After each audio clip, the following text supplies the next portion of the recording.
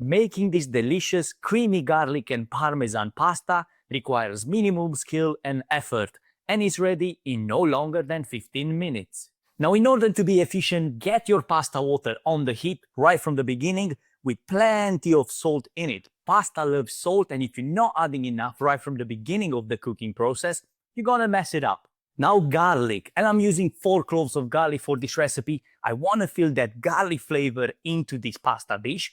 So 4 cloves of garlic is what we need. And even if it looks a lot, during the cooking process, the strength of the garlic will reduce slightly. So it's just gonna be perfect amount in my opinion. Now set the pan on medium heat, and to this, we're adding about 20 grams of butter. And once the butter is melted, the garlic can go in. Now the plan is to cook our garlic for about 5 minutes or until it starts getting a bit of color, but we don't want to get it beyond that. Now chili flakes are optional, but I do believe that it worked really well in this recipe, so I'm adding about 1/4 teaspoon. I want these chili flakes to cook slightly in that butter because I do believe that once you cook them in the butter, you extract some of that flavor. It just tastes so much better if you almost like toast them into the butter than just adding them at the end of the recipe. Now our butter starts changing color, so it's the time when we're going in with 300 milliliters of dairy cream. And now is the time when the grated Parmesan cheese can go in, and it all comes to taste.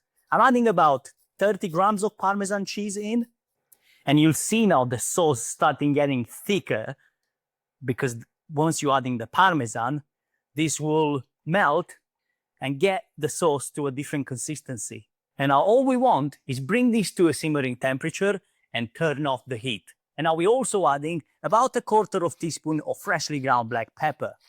Now with our pasta cooked al dente, which means to bite, so when you're biting into it, it still has some texture in there.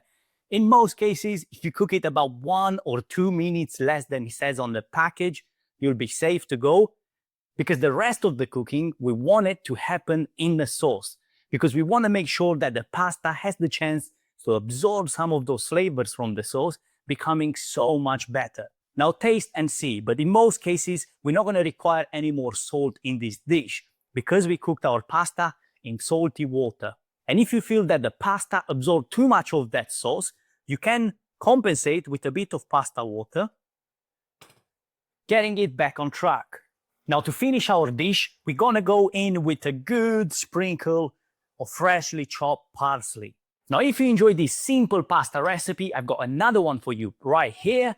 And if you want to stay up to date with any recipes on this channel and cooking updates, make sure you subscribe to my newsletter, which is in the description of this video. I'll see you in the next one.